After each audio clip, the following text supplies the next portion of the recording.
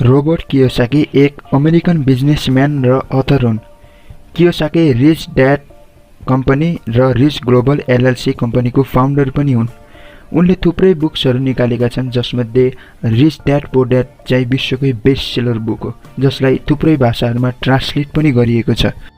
Ralph H Kiyosaki र माजोरी ओ कियोसाकीबाट April 8, 1947 मा Robert Kiyosaki जन्मिएका थिए। यस भिडियोमा हामी उनको popular book rich dad poor ड्याडको समरीहरू डिस्कस गर्नेछौँ र यो पुस्तकभित्र के छ त्यो पनि बुझ्नेछौँ। रोबर्ट कियोसाकीको आफ्नो बुवा र रोबर्ट कियोसाकीकै मिल्ने साथीको बुवा चाहिँ आफ्नो करियरलाई, तिनीहरूको लाइफलाई आफ्नो तरिकाले एनालाइसिस गर्दा दुवैलाई सक्सेसफुल भएको भन्न सकिन्थ्यो। दुवै आफ्नो काममा सक्सेसफुल थिए, तर पनि रोबर्ट कियोसाकीको आफ्नै बुवा चाहिँ फाइनेन्सियली स्ट्रगल गरिरहेका थिए। अब रोबर्ट कियोसाकीको आफ्नै बुवा चाहिँ धेरै पढे लेखेका थिए होइन, धेरै पढेका थिए उनी, अनि एउटा सानो कम्पनीमा पनि काम गरिरहेका थिए भनेपछि अर्को बुवा चाहिँ स्कुल पनि कम्प्लिट नगरेर छाडेका थिए भनेपछि आफ्नो आठ क्लास पनि पास नगरिकन चाहिँ रोबर्ट कियोसाकीको मिल्ने साथीको बुवाले चाहिँ छोडेको थिए। पैसा र लगानीको बारेमा दुवैको धारणा फरक भएकाले रोबर्टलाई कसको कुरा सुन्ने भन्ने कुरामै दुविधा थियो। दुवै बुवाहरूले मनी र इन्भेस्टिङको बारेमा आफ्नो धारणा व्यक्त गरेका हुन्छन्। दुवै जनाको सोच चाहिँ आकाश पातालको फरक हुन्छ। दुवैजनाको सोचमा आकाश जमिनको नि फरक भएको हुन्छ।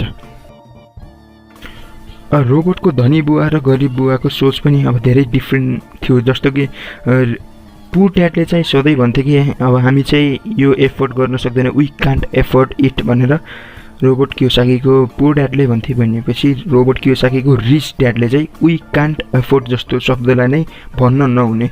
इभन धनी बुवाले चाहिँ यो रोबर्ट कियोसाकीले वी कान्ट एफोर्ड जस्तो शब्दहरू चाहिँ नभन्न भनेका थिए।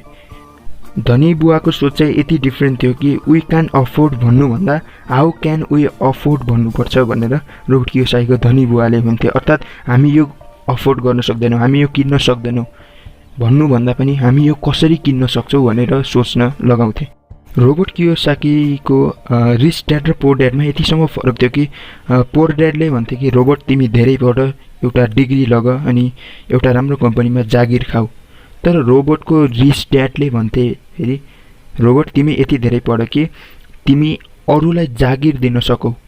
भनेको कुरा डिफ्रेन्स त बुझ्नु पनि तपाईँले। रोबर्टको पुअर ड्याडले चाहिँ धेरै पढ अनि जागिर खाऊ एउटा राम्रो कम्पनीमा गएर भन्थे भनेपछि रोबर्टको त्यही पुअर ड्याडले धेरै पढ र अरूलाई जागिर दिने हैसियत राख भन्ने जस्तो कुरा गर्थे।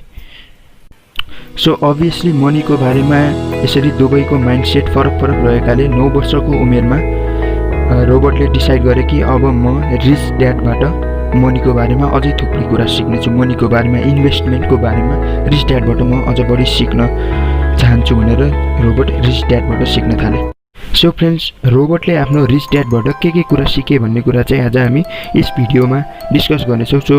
छोटकरीमा यस भिडियोमा रिच ड्याड पुअर ड्याड बुकको समरी भन्ने भएकोले चाहिँ तपाईँ यो भिडियो पुरा अन्त्यसम्म हेर्नुहोस्। आज हामी यस भिडियोमा 5 वटा लेसनहरू रिच ड्याड पुअर ड्याड बुकबाट लिनेछौँ।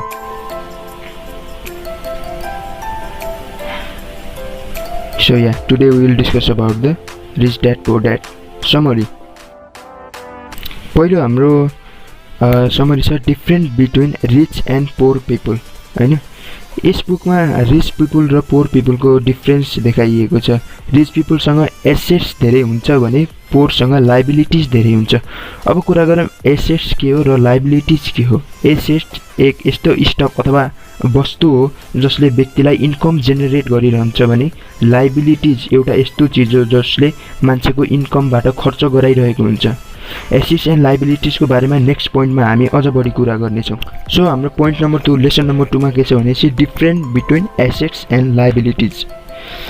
हाम्रो सिम्पल वर्डमा चाहिँ भन्नुपर्दा चाहिँ एसेट्सलाई हामी सम्पत्ति भन्न सक्छौँ भने लाइबिलिटिजलाई चाहिँ हामी दायित्व भन्न सक्छौँ। फर इक्जाम्पलको लागि कुनै एउटा मान्छेले कार किन्छ भने उसको एकाउन्टबाट पैसा जान्छ र पैसा खर्च भएको कारणले उसको यो लाइबिलिटिज हुन्छ। अर्थात् तपाईलाई म एउटा यहाँ इक्जाम्पल दिएर पनि देखाउँछु। कुनै एउटा राम भन्ने व्यक्ति छ, राम भन्ने व्यक्तिले आफ्नो पर्सनल युजको लागि कार किन्यो पर्सनल युजको लागि। सो यहाँ हामीले अब किताबको स्कुलको एकाउन्ट विषयमा गर्ने हो भने त कार चाहिँ हामीले यसलाई एसएस साइडतिर राख्नुपर्छ होइन। तर यो स्कुलको यो एकाउन्टिङको लागि होइन, यो छुट्टै हाम्रो लाइफमा एप्लाई हुने कुरा भएको कारणले कार चाहिँ यदि त्यो मान्छेले पर्सनल युजको लागि कार किनेको छ भनेपछि एसएस नभएर त्यो लाइबिलिटिजमा जान्छ।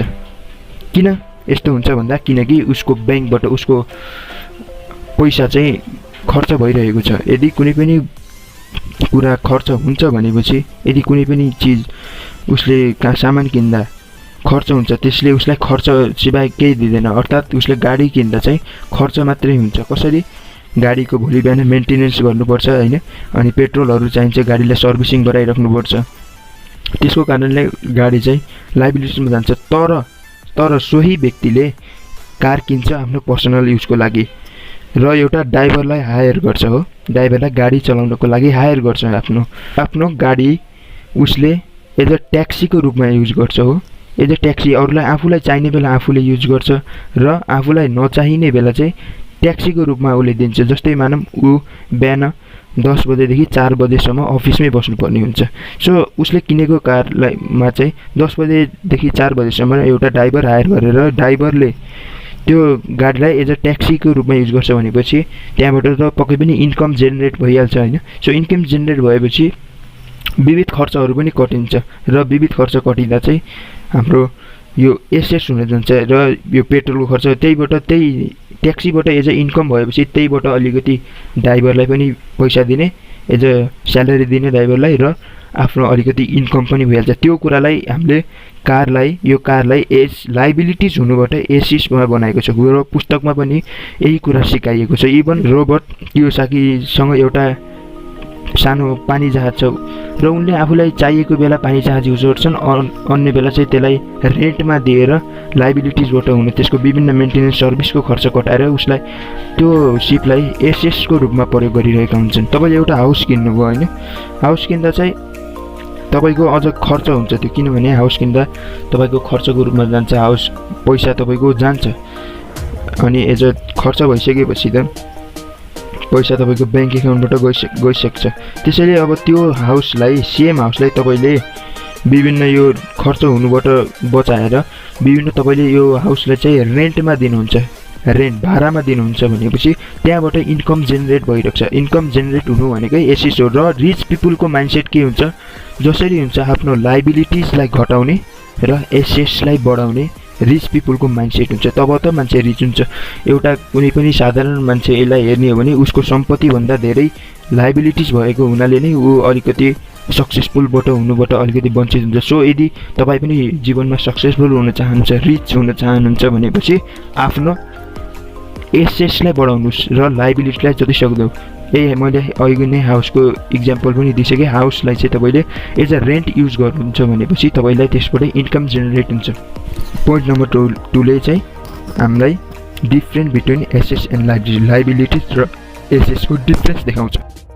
सो अर्को छ पोइन्ट लेसन नम्बर 3मा चाहिँ मन्त्र फर सक्सेस पाउनुको लागि मन्त्र के हो त? हाम्रो मेन मन्त्र।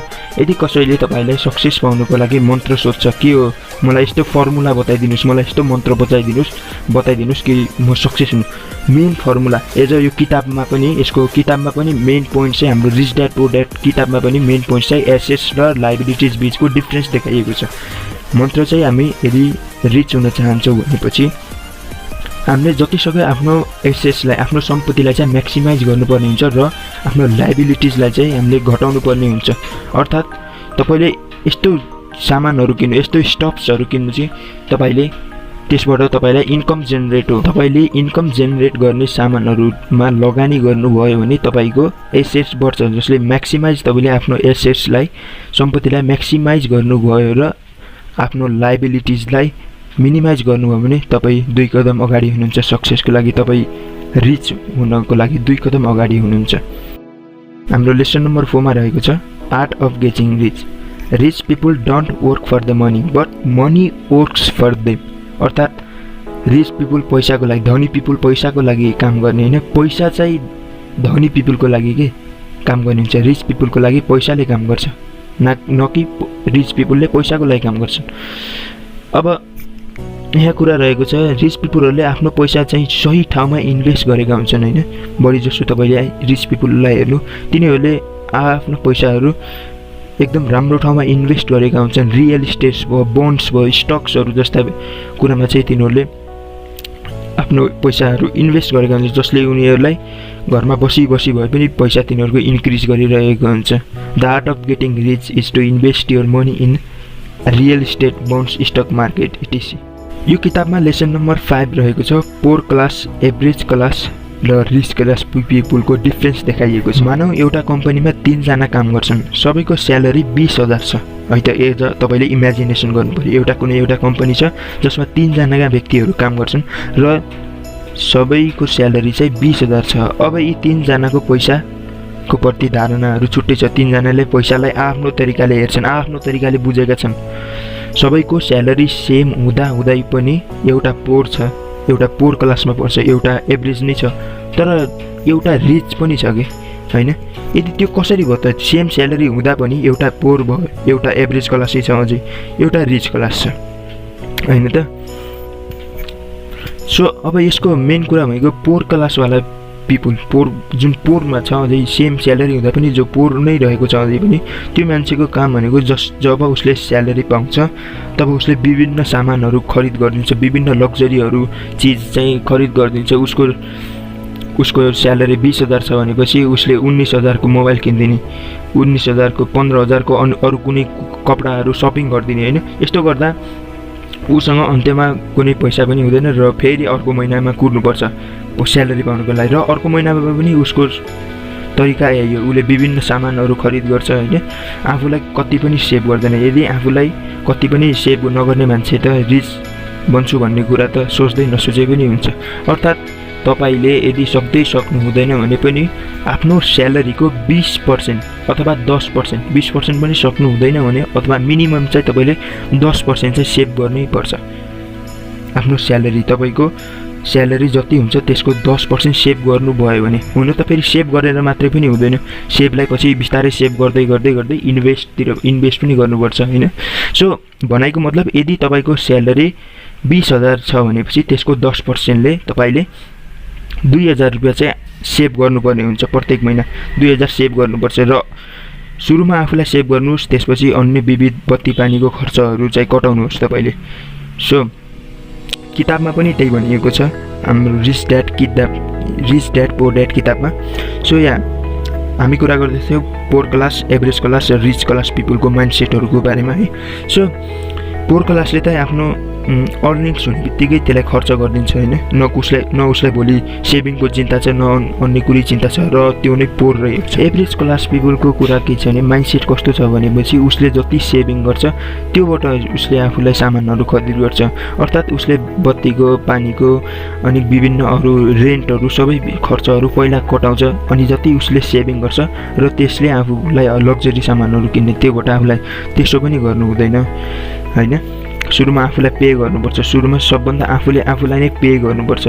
अर्थात् आफ्नो स्यालेरीको 10 देखि 20% आफूले नै सेभ गर्नुपर्छ र भोलि बिहान गएर त्यसलाई हामीले इन्भेस्ट गर्न सिक्नुपर्ने हुन्छ। र पोर क्लास, एभरेज क्लासको कुरा भइसक्यो, रिच क्लास पिपुल पनि त्यही छ। रिच क्लास पिपुल, त्योमा रिच कसरी भयो भनेपछि यी दुवैभन्दा रिच क्लासवाला अलि धनी यस कारणले छ कि उसले आफ्नो इन्भेस्टमेन्टबाट आएको रिटर्न्सले लग्जरी खरिद गर्छ। अर्थात् उसले उसले गरेको इन्भेस्टमेन्टबाट जति डिभिडेन्डहरू, जति रिटर्न्सहरू आउँछ त्योबाट उसले सामानहरू खरिद गर्छ।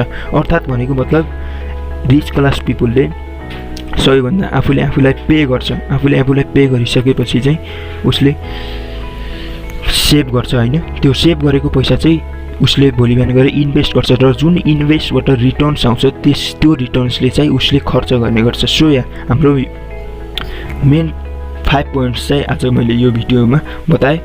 आशा छ तपाईँलाई यो भिडियो राम्रो लाग्यो होला। यदि राम्रो लाग्यो भने लाइक, कमेन्ट, सेयर गरिदिनुहोस्। हस्त, धन्यवाद।